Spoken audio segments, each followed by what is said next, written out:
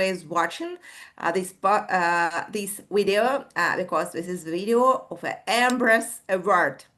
And today, with me on our webinar, two of jury's member, Celeste Sirin. Hi, Celeste. Hi, Tatiana. Hi, everyone. And Eva Marinkovic. Hi, Eva.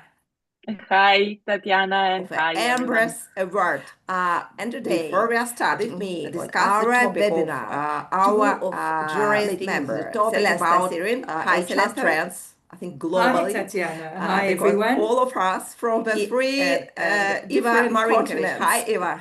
So before we start to discuss the EMBRAS trends, I want to introduce you as our EMBRAS jury member, Celeste Sirin. Hi, Celeste trends. Please, globally. Hi, Tatiana. Hi, everyone. All of us from the three different continents. Hi, Eva. So before we start to discuss the EMBRAS trends, tell a little bit more about your professional background, professional experience. Thank you, Tatiana. So my name's Celeste Siren. I am the African representative at Employer Branding Africa. I'm the CEO and founder there. I've been honored to be one of the jury members for the EMBRAS Awards, and it's been a wonderful experience being able to bring my African continent insights and knowledge, because we are still very much of an emerging market, but at the same time we've got a very much of a SME and entrepreneurial economy. So to have a look at it through these eyes has been quite interesting, and the submissions have been phenomenal once again this year, Tatiana, and really enjoyed it. Thank you. Celeste, thanks a lot for a short introduction. And Eva, this is your first time in our award, and but I know what you also have your own award. You have a huge experience to be a jury member, and but before we're starting, I want to the audience also know more about you, your professional background. Yes, thank you. Thank you so much for the invitation. And it was a pleasure to be a jury member this year for EMBRAS Awards. And I have to agree here with Celeste. I love the submissions and all the projects. And it's always amazing to be on this side, actually, and to see what companies are doing and how the markets are evolving and all the good things that are happening. And I'll just be short with my introduction. I'm a managing partner of FEMPL community here in Serbia, but we are expanding.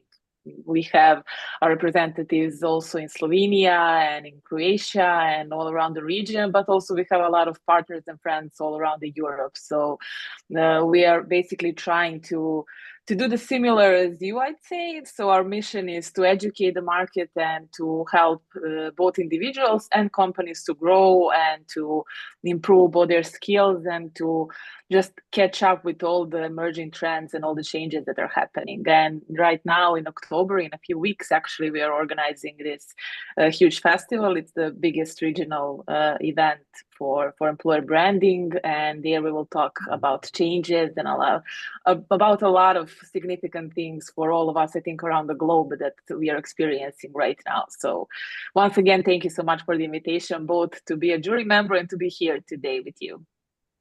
Thank you, Eva. I'm as the head of jury every year. I have a lot of pleasance when I read the projects and I assess the projects, because it gives us more information about market and a lot of information about what is the reality now for the HR in the different countries.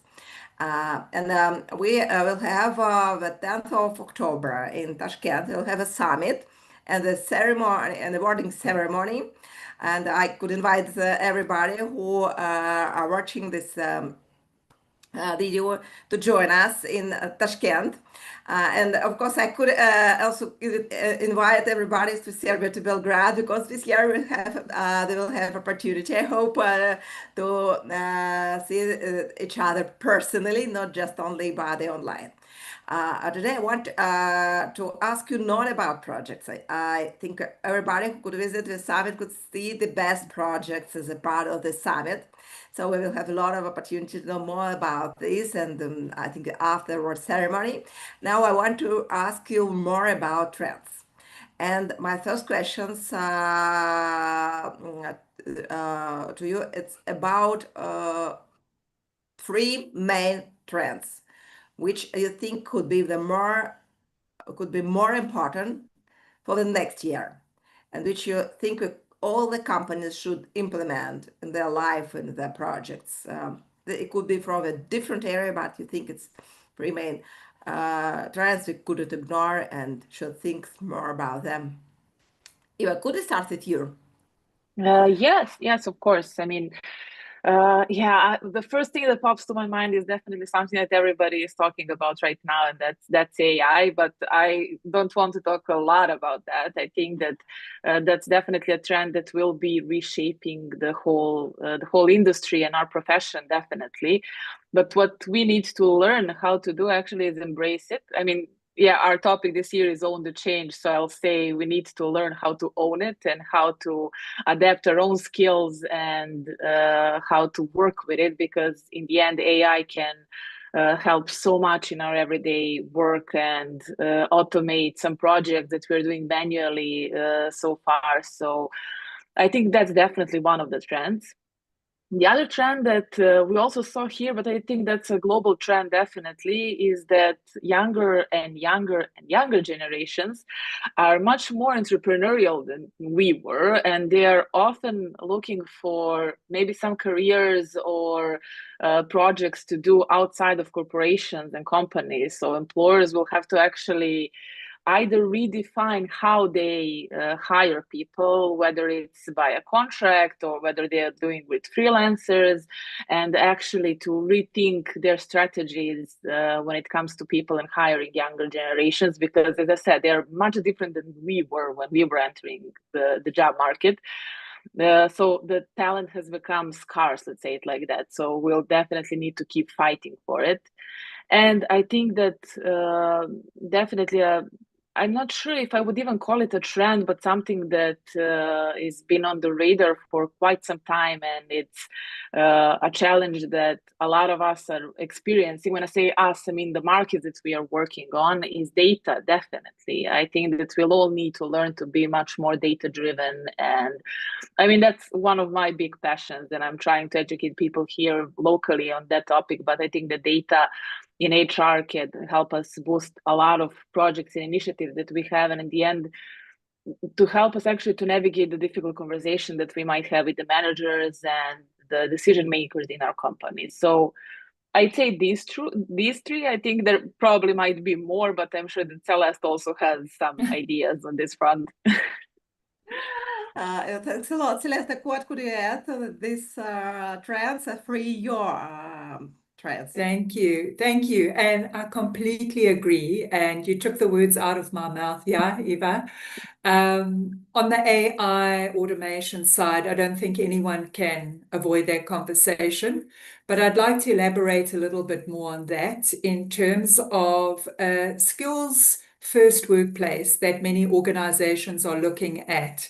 Understanding that with AI, we're virtually on the same playing fields, and it's really about getting the right behaviors and attitudes of those individuals, and we're talking about the human side, to embrace and look for the good in AI, not treat it as a threat.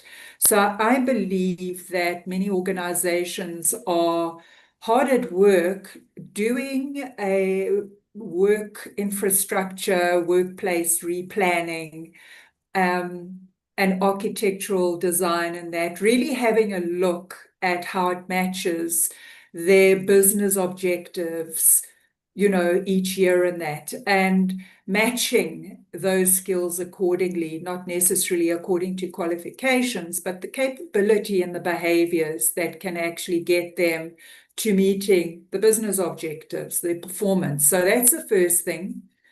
The second thing is, and I know globally, not only here in Africa, but globally, there's lots of economic pressure on at the moment. And I think that organizations will be looking at retuning the, how can I say, the energy levels and the engagement internally, because many employees, they are back to silent quitting, or they're calling it job hugging, where they're literally hanging on to jobs just in terms of stability.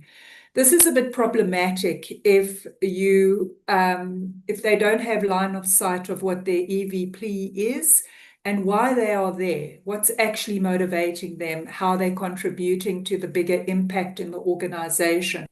That's the second thing. The third thing is, and I did a Employer Branding Africa Spotlight, it's around the trust recession within our markets. And I believe that trust has intersected, the lack of trust is intersected at a lot of different, in a lot of different ways, especially with organizations laying off their employees, but yet they are still profitable. There's also the trust with people working remotely and, checking up and ensuring, that they are actually productive while they're not around in the office. And I think in terms of leadership as well, the authentic communication and the vulnerability that goes with it, when companies are maybe pausing or stalling or re-looking at the direction they are going in. So those are the three trends, Tatiana, that I've really feel is going to take us into 2026 and people will be focusing on. Thanks a lot. Eva, Celeste, what you share your ideas about trends. My next question is a little bit closer, but I remember what Eva said, what this year the conference, the summit will have the name Own or the Change. So it's about change. And my next question is about changes. What main changes could we expect, maybe could we see right now? What will have a huge impact on the HR, on the labor market for the last, I think, 2-3 years at least.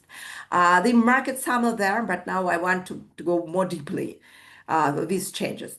For giving you a lot extra time, I could say what now I am reading a very interesting book about new approach to a generational management. But now we have one professional way, and now we have great changes because we have an awful situation, the demography, we have the situation of the young generation don't like to go to the labor market. We see the people, the old people on the other side, they prefer to work more for some reasons. And now it means for some demographical reasons, we need to reshape the ideas about future work. So it was a very interesting book with a lot of figures. And when as Eva said, data-driven is very important. So when you see real figures from the perspective of demography in the different parts of the world, and America, South Africa, in Europe, generally in Latin America, in the US, so we understand what. On one side, this is a little bit different, and on the other side, the situation very similar. So this is from my side, demography situation will have a huge impact for the labor market, for the future of HR. And now we need to go more deeply better understanding these trends and understand how we could work with different generations from Gen Z, Gen Y, Gen X, and baby boomers, all of this generation now in our companies. And I think with the next generation, generation Alpha also will come to our organization very soon. So this is my perspective. What do you think about great changes of the world, which you see, or maybe in your countries, maybe countries around you, what it could, which will have a great impact on HR, on the labor market, and the future of work? Celeste, could you start? Because you are on the screen. Yes, absolutely.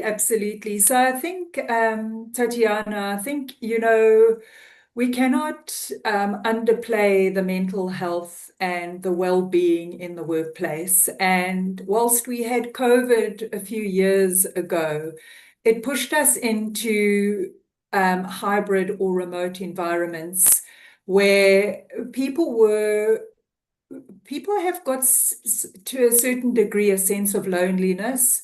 They feel a little bit disattached. They enjoy their freedom in that, but at the same time, there is a little bit, they're between a rock and a hard place because they want to have that culture.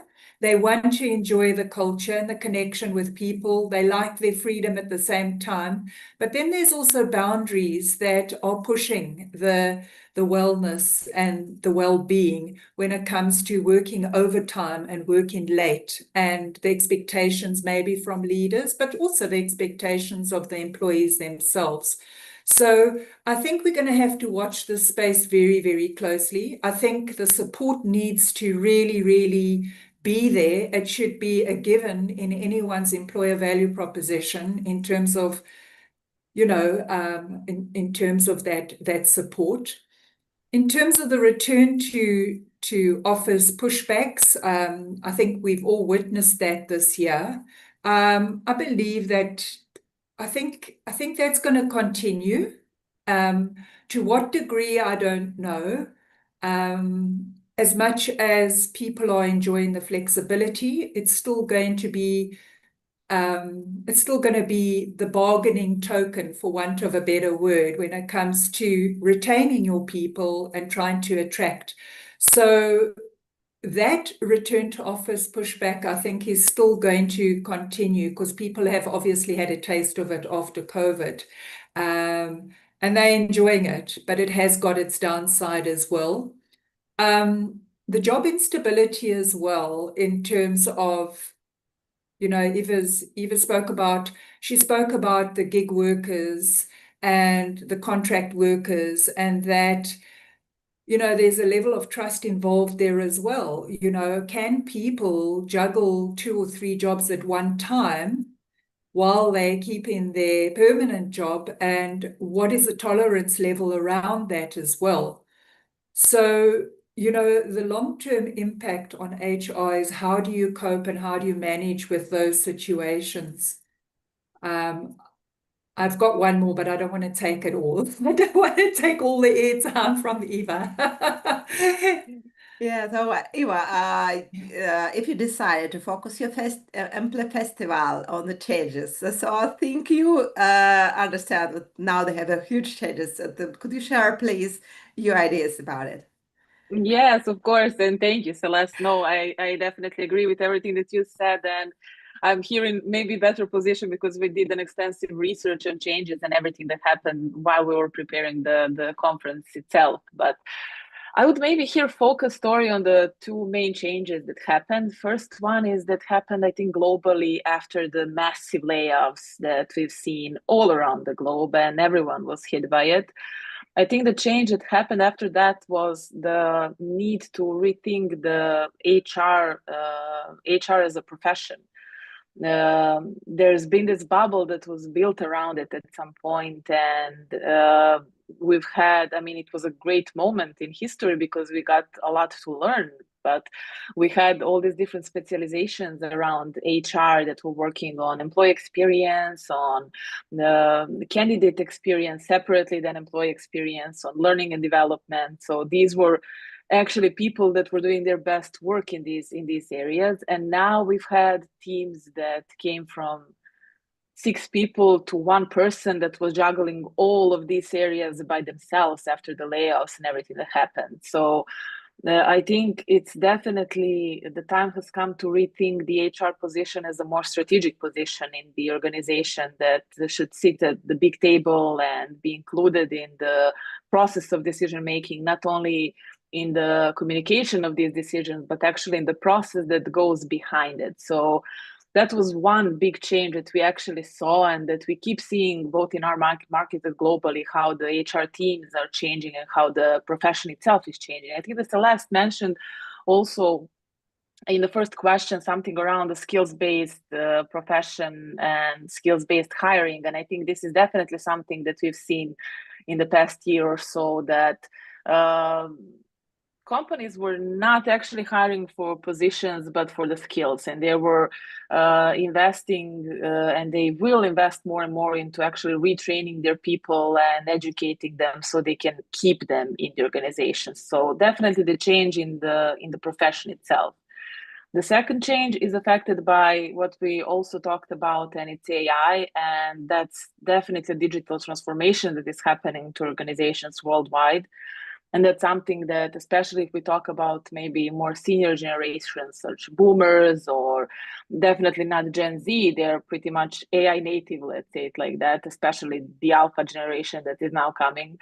But that digital transformation that is soon to happen and that is already happening is something that we've seen. We even had a category in our awards program that was around embracing the changes and the best practices around communication changes, and digital transformation was one of the projects that was submitted. So I think this is something that we'll see more and more, and that's something that companies and people in companies should embrace and learn how actually to tackle this digital transformation and to see what are the benefits. I mean, there will always be pushback. Nobody is a huge fan of changes, but there's a lot of positive things that can also happen in the changes. So definitely, I'd say these two. I don't want to go any wider. I mean, as I said, we've done a lot of research, but I'm sure there's a lot of more topics that we can cover. And Celeste already said a lot of really, really important things here.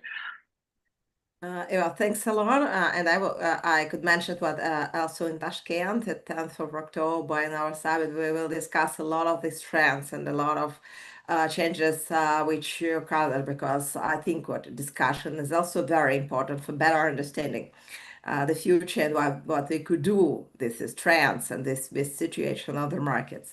And now my next question, it's not just my questions, it's also questions from the audience. We have special questions for Eva and for Celeste.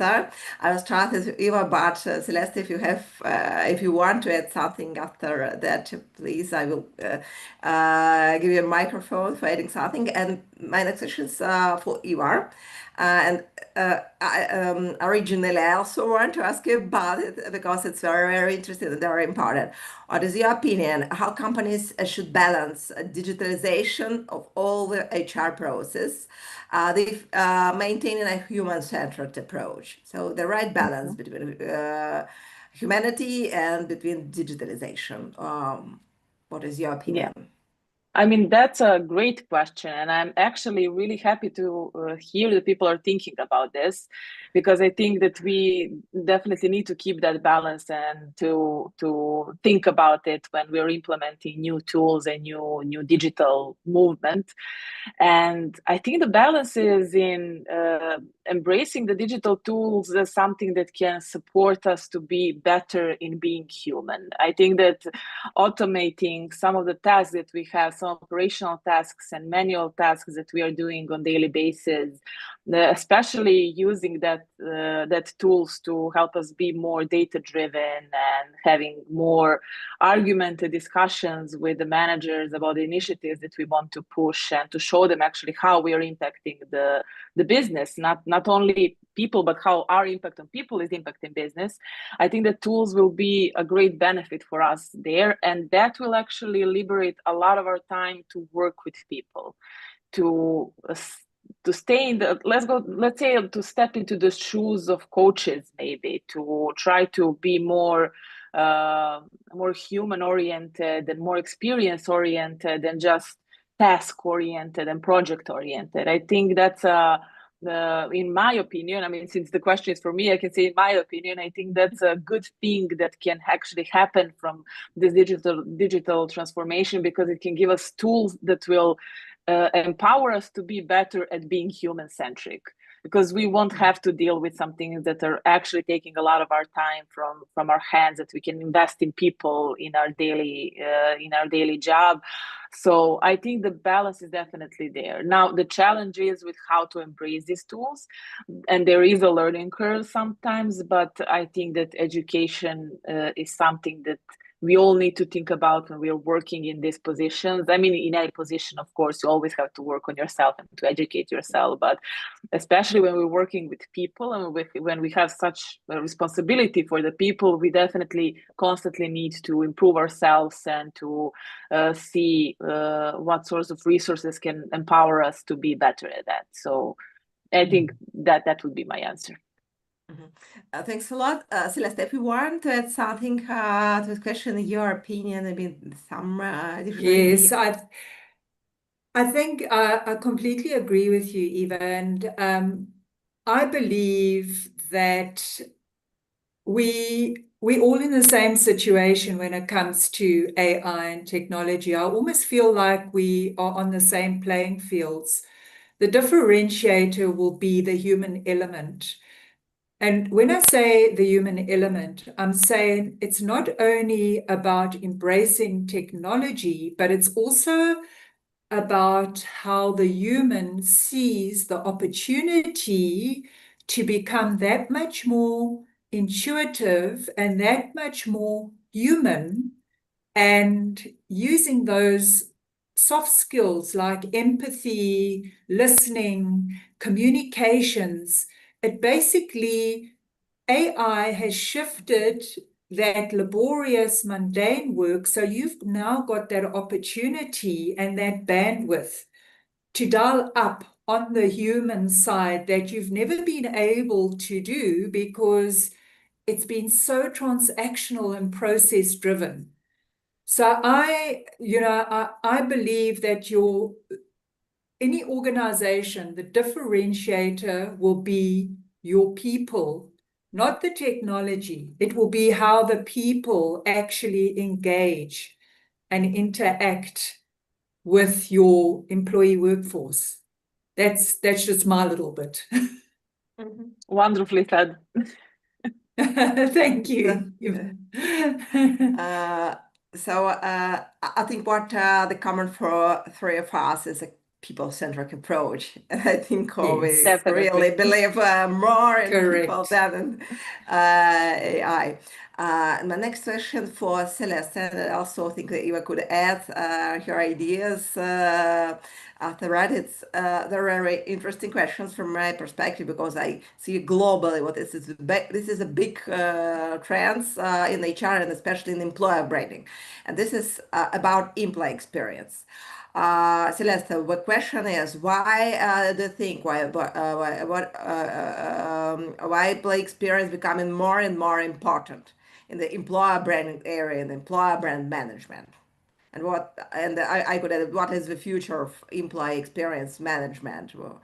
What do you think about? Yes, that's an interesting question, and I see it coming up as let's not call it a pain point, because that comes across too negatively, but it's a great area for improvement, because I think too often than not in employer branding, we're so busy telling everyone about what's happening within the organization, and the employees that are actually moving through their life cycle have lost complete sight on what their purpose and their reasoning is, and what their impact is within the organization.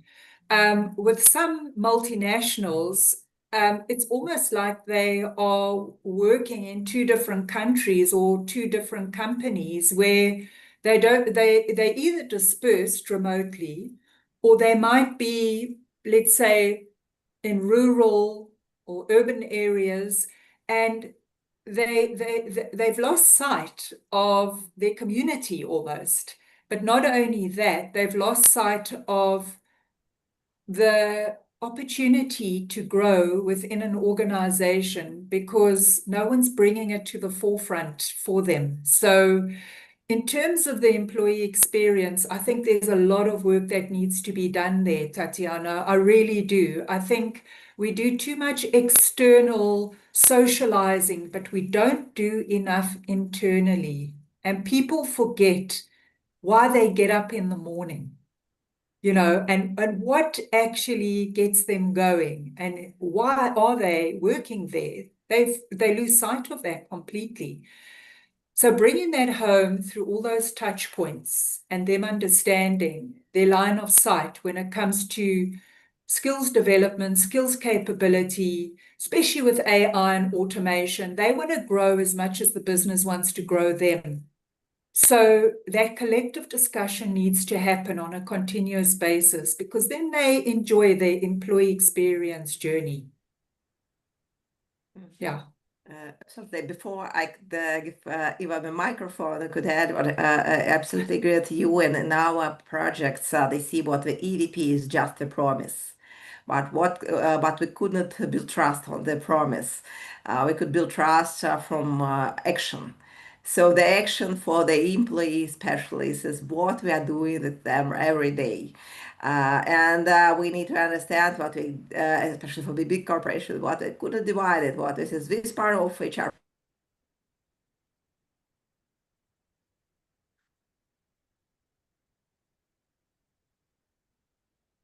Is it me or is Tatiana a bit? I think Tatiana's frozen a bit there. Yes.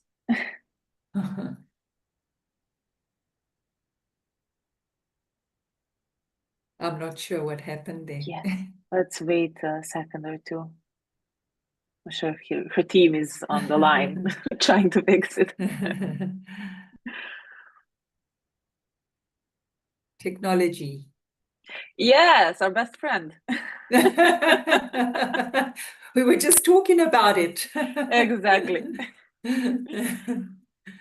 I'm not sure if the recording is still going because I'm not sure if it's only her or the team as well.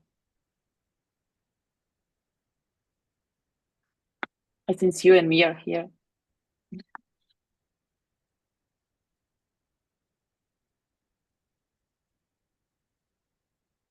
I think she's trying to get back on again. It won't take long. Probably.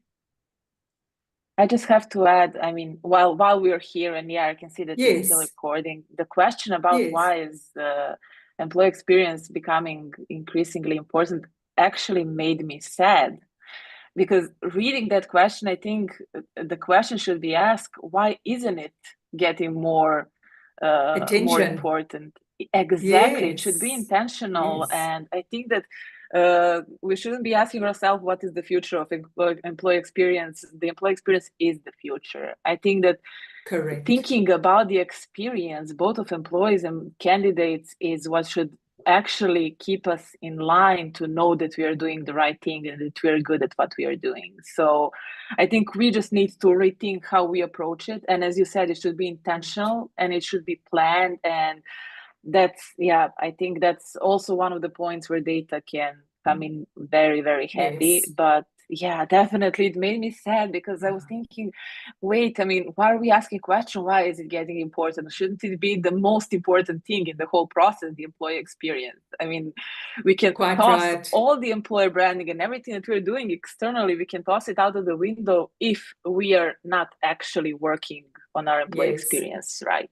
And I can see that Tatiana is back. Yeah, Tatiana is back. Yeah, this is my case is a case of unpredictable situation. No worries. The We lights covered it. switch off for 1 minute, and after that, the internet also switch off. So it's why we in the era of technology, we also need to remember about human, and because there are two humans on the other side of the screen for me now, we start to discuss it. I hope we discuss a little bit more about employee experience and why it's so important for all the organization. And I could add from my side, it's much more important now to focus not only for HR but also for leaders to focus on the employee experience, everyday experience, what they have in the organization. Colleagues, we have one more questions about engagement. When we talk about experience, it's also about engagement. All of us are interested to engage our employees at our work because we want that we bring the best from their personal side, from professional side in our life. So the question, the first for Eva, and I also think that Celeste could add some very important additions to that. So what unconventional engagement practice have proven most effective in your experience? Maybe share some ideas, maybe some experience, maybe some cases which you met or in your professional life and could recommend to people in every country. Unconventional methods. I think this is a really, really good question. It's inspiring. One thing that has proven really, really well, and we started doing it here first as a community thing, and then we heard that it translated into companies as well, and that people are engaging more and more with that, is talking about, let me see how I can be polite here, failures. We're actually calling it fuck-ups. But yeah, talking about failures and building on that and actually embracing the failures and mistakes that we are making. So I think talking about it is much more than just talking about it. It's about building the safe space for people to share their mistakes, to actually feel safe to talk with others about it. So when we did it in the community, people felt like they're not alone in everything that they're doing, and they can share this with other people and not be judged or ridiculed or anything like that, and see that these things are happening to other people as well. But when we heard about the internal topics inside some companies that are doing it, we're really inspired to hear that, yeah, people felt inspired to share their own issues, mistakes. Now, this is more on a micro level when it's happening inside the companies, but definitely it's something that is proving as a really, really important tool. And the other thing that both Katarina, my partner in Ample, and I are often doing, and two of us are certified for it, but we actually seen in companies that people are really, really engaged in this project, is doing workshops. So we're facilitating different workshops in organizations, and people want to be part of it because they're not only part of the process of making something, but they're also learning about it. And then we've heard they're trying to implement the same workshops in their workflows. For example, we are doing a workshop around EVP and how to implement it in different channels. And then they take this blueprint of the workshop and they go to their marketing team and try to replicate it there to actually rethink how they do something. So I think that this is also boosting a lot of engagement, because like bringing someone fresh from the outside to actually give you maybe some other perspective or something like that, it can help a lot. I think these are some fun, unconventional things that you can do. I don't want to dive too much into some philosophical methodologies, but I think that this could definitely help. I think in the root of all of this is creating a safe place for people to share and to connect. Mm-hmm. Yes. Thanks a lot, Celeste. Could you add?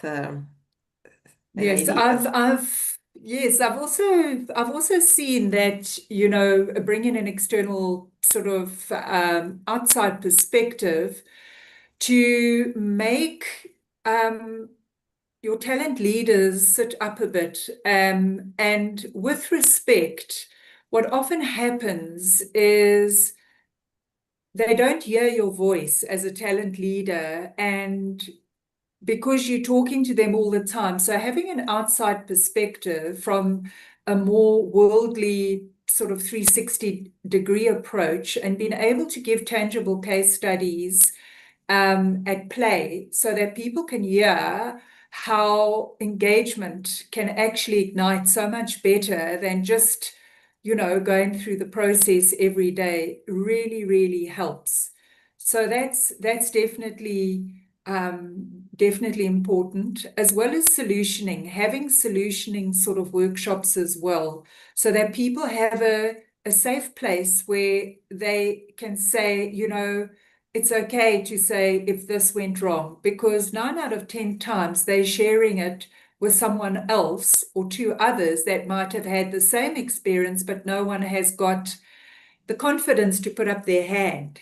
So, and this often, once again, happens with big organizations where they siloed or they disconnected from the rest of the business, when in fact everyone is experiencing that same maybe challenge or levels of engagement, and putting your heads together and actually having solutioning workshops can do amazing stuff. It can actually be the next solution or the next best thing for your organization in order to ensure performance and productivity ignites. Thanks a lot. May I add 2 interesting practices which I really like also when we talk about engagement. And one practice which I see as a big trend, it's a practice of community. Now that in different worlds, for example, in US, in Amazon, and Russia, and the other countries, I see that the companies organize a lot of the community inside the organization. And this is community usually are leading by the employees. It could be a different community, a women community, a community based on the interest. For example, if you like to play chess or football, it's very popular in Brazil, for example. You could become a leader of the community and organize your employees. So it also helps you to engage people. And also a professional community, for example, if you like a data-driven approach and you like data, so you could organize a community for the people in the organization for go more deeply to better understanding what data is and how we could use it in our work. This is a very interesting practice, and I absolutely sure what it will. It's very important practice for the new generation. And the second practice is not so common like community. Just met it 1 or 2 times, but I think it's very interesting from perspective of Gen Z and Gen Alpha. It's when the company decided to launch an alternative board of directors for young generation. It was formed from the Gen Z.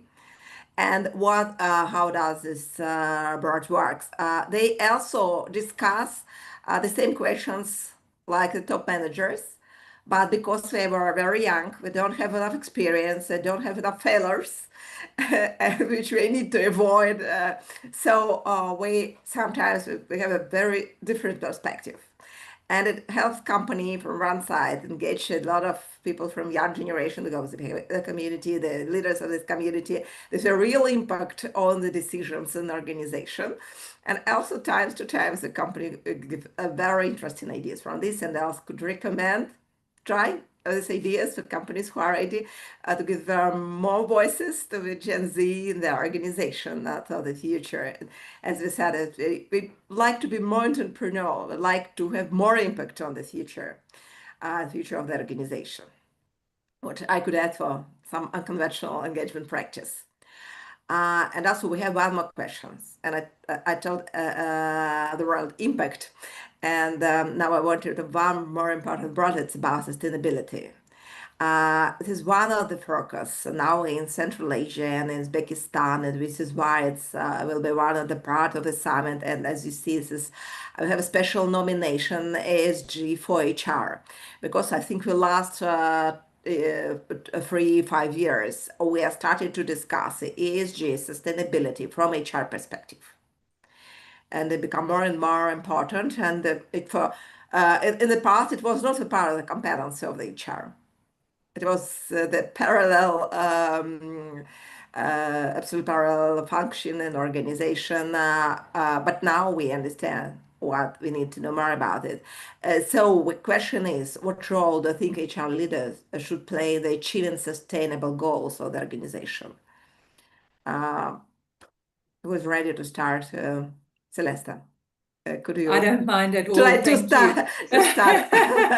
No problem at all. And I love this topic because too often they're not ESG initiatives are from a corporate level and sometimes far removed from how employees get involved.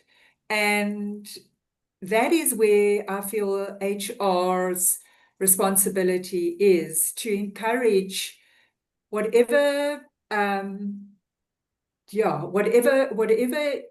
sort of ESG initiative has come into play, to be able to encourage employees to be far more vocal in terms of their involvement. How in touch are they with the initiatives that have been launched from a corporate perspective?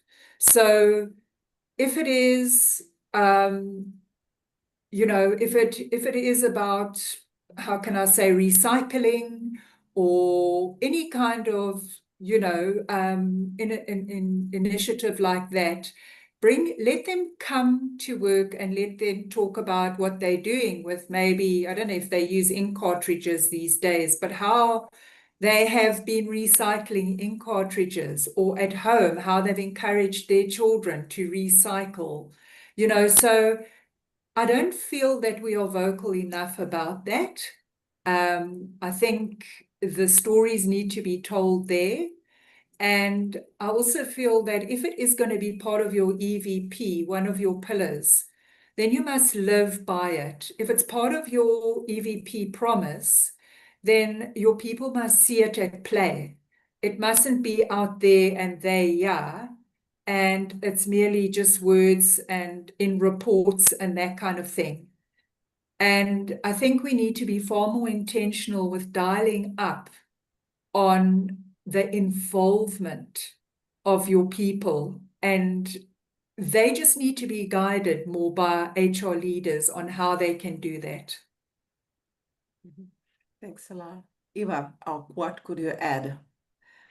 Yeah, I mean, definitely Celeste covered a lot of things, and I think that what she said about EVP, and one thing that I keep repeating to all of the clients that we are working with and to the community that we are building, and that's, you can't have values and EVP just in frames on your wall, because you can then toss them into garbage. If it's not ritualized in some way, if people are not seeing it on daily basis, not experiencing it, not seeing it from their managers or anything similar, it's not going to happen. And when we look at HR and their role in this, I think their role is the key role in this process, basically, because they are the key connection between people and the business, and they are the ones that are actually translating the business goals into human behaviors and vice versa.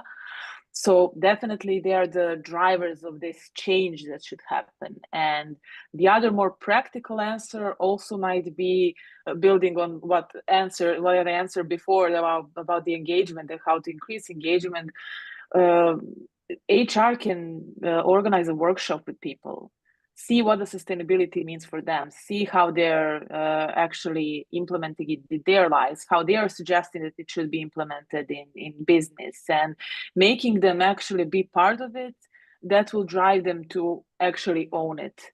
So I think that our role here is essential, and that we should be the drivers of this change and this culture of sustainability, definitely, because we are people who are working with people. So yeah, it should just be the questions about the practices and what is the best approach there on how to engage people. But if we are talking about the significance of a role, yeah, it's the key role in the whole process, definitely. Mm-hmm. I agree with you, and I could add what then we talk about sustainability. We talk about three very important parts: ecological reason, which Celeste mentioned. I think it's very, very important for the South Africa now because a lot of, I think a lot of problems we have. I think in every country, but I know it's important for everyone. So ecological. The second is about social impact. It's very, very important for a lot of societies, especially for the development markets. I know it's very important for Brazil. I'm absolutely sure, but it's important for Central Asia, and which why we see a lot of projects on EMBRAS Awards about as two nomination, good seats and ESG. So it's close to each other because it's about impact for the society, about impact for the community around the organization, and so impact on the planet. And I want to mention about the last G. It's about governance. It's about our people-oriented practice. I think what we need to understand, HR is responsible from the end of this three letters from a G. Third, how to implement the more people-focused practice at your organization and inspire your leader to use this practice. Because from the people orientation, we could come to a social impact, we could come to the planet impact, planet orientation, because it's our planet for the people. And I think it's very important to understand it and make it a part of culture. As Eva said, it should be a part of culture of the organization, what I could add to these questions. And it's interesting to talk about culture. They have one question also about it, and the connection of employer branding. Things work with all of us. They are also have connection with employer branding, which why I think that people ask us about this. Or what new approaches to building corporate culture are you seeing in from employer branding perspective? So this is what I could maybe rephrase it. What should they do now with our corporate culture, and what could help us also to empower, to make our employer brand more strong, empower our employees and make our employer brand more strong. So Celeste, could you start answer? Yes, absolutely. I'd love to answer this question. And I think this is where there is huge opportunity for your C-suite to start playing more intentional roles in becoming employer brand advocates. They are the key drivers, and they need to ensure that their values, their purpose, and anything, even the EVP and how they're living their, the give and the get in the value exchange to their business, even that needs to be far more visual, whether it be on LinkedIn or whether it be them commenting on an initiative that one of their people in the organization has carried out, and they need to endorse it. I think the other thing as well is the appreciation and the recognition, not necessarily reward, but just noticing the good work that's been happening. And as an individual in that capacity, yes, it does take time, but it really gets the commitment from their workforce if they endorse what, their people are doing. So actually be the real drivers and the influencers behind their employer brand, instead of it just strategically building something and it is expected to be cascaded through the entire organization. Because at the end of the day, they lead by example, and we've heard this often. I don't think it's been done enough. I really don't. And I think there's huge room for improvement. And in Africa, there are a lot of startups. There are also a lot of high growth organizations. And those are the ones that are going far, because you can actually see that the leaders are actually involved from the ground up. And anyone that wants to work for that organization looks towards the founders and the leaders, and they say, I want to work for that company because I love that value, or I love the way that leader actually drives purpose and where he's taken that organization. So if anything, from a corporate perspective, we see it firsthand how so much more humility comes from those organizations that might be at grassroots or still building versus your other larger reputable brands that have got a lot more to carry, if that makes sense. No? Thanks a lot. Eva, could you add something from your perspective about influence and importance of corporate culture and on employer brand, and what we should be focused when we talk about corporate culture? Yeah, I mean, Celeste and I touched on this while you were off in those moments, because you were talking about employee experience, and definitely something that we are starting to notice, but definitely something we should notice more, and that is definitely the future, and that's intentional experience design.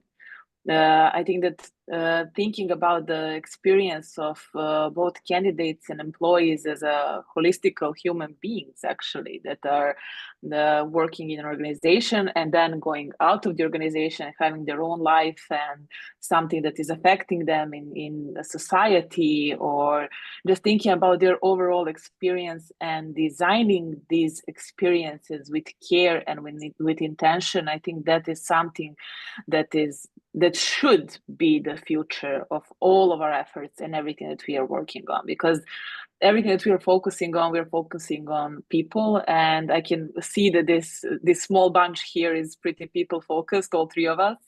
And I think that thinking intentionally about the experience of people we are working with can make a huge difference, because this can affect not only their motivation, but also engagement, satisfaction, the mental health in the organization, their stability, psychological safety, so many different aspects. And also when we talk about the candidate experience, there is so much value that you can get even from those candidates that don't get hired if they have a good experience, that I don't think that hiring managers and employers are really aware of that. So I think that intentionality in experience design is definitely something that can change this whole area, and definitely something that can make a huge impact on the both corporate culture and definitely employer brands.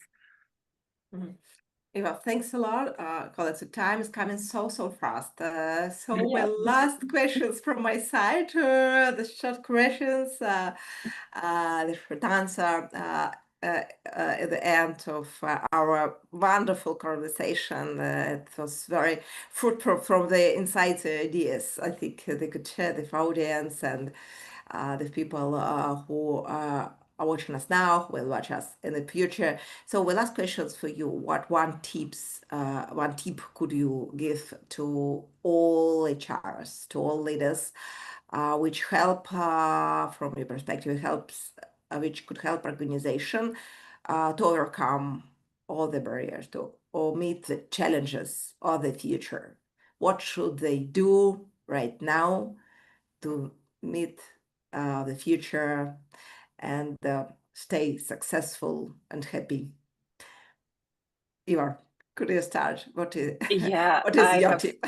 I have so many answers, but I'm going to start with the first one that is most expected of me, definitely, and that's embrace the data. Numbers are your friends. And I have to say, I hated numbers most of my life. I mean, I've been in communication, in marketing, in copywriting my whole life. I love letters, I love stories, I love storytelling, and I hated data and hated numbers. But then I had a really, really good manager that actually helped me to understand how we can use this data and how they can tell us so many stories if we just learn how to read them.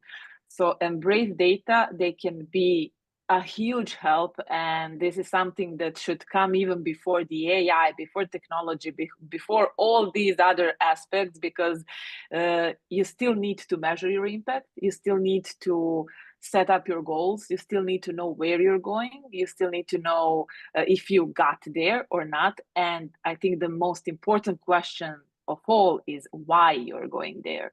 And this is something that data can actually give you. It can give you path, it can give you direction, it can give you a clear set of traces to follow, let's say it like that. But definitely, I mean, I can go wider and give a lot more tips, but definitely embrace the data. There are so many different resources, courses, trainings, education that can help you with this, even some really basic tools. You don't have to invest a lot into it, but just start measuring something so you know where you are, set up some kind of baseline and start measuring your progress, and it can make a huge difference. So yeah, I would definitely go with that. Thanks a lot. Celeste, what I've also got could you advise? quite a few. I've also got quite a few, yeah. And I think every organization is going to have to start building an agile culture and mindset, because we're living in a world of uncertainty, especially with AI and automation. There's a level of vulnerability as well that exists. And I think that social contract needs to be honored, both from the employer and the employee side. The grassroots development is essential for Gen Zs. Make sure that you, as much as AI is starting to take those entry-level roles, I think it's essential for succession planning, for continuous preparation for what the future is going to bring when, your aged individuals start retiring and that. And then ongoing upskilling and pipeline fulfillment as well. That is essential, especially when it comes to your future critical roles. And then lastly, act, don't wait. Keep remaining curious, keep forecasting, and push through the volatility that's happening at the moment. Because we're in exciting times, but be intentional about it. Celeste, thanks a lot for all your ideas. In the end, I also want to add from my side one idea, one tip. Be a part of the international HR community. Because when you are part of the international HR community, you could discuss all the problems from a different perspective. You could see the different cases. You could see a lot of opportunities. How could you develop your organization? What changes you could make? Because, for example, in one market, company had the same situation, and they could see, oh, that could be also the problem for us in the future, and they have experience how to avoid it or what we could make in this situation. So my tip: be a part of the community, of the local community, of global community. Share your ideas, discuss your ideas, and study from professionals from different parts of the world. And I think for all our participants now, they at least they make the first step for this. For their future and for their community. So I hope to see all the participants, all the people who are watching our live stream now, who will watch the video and EMBRAS different social medias.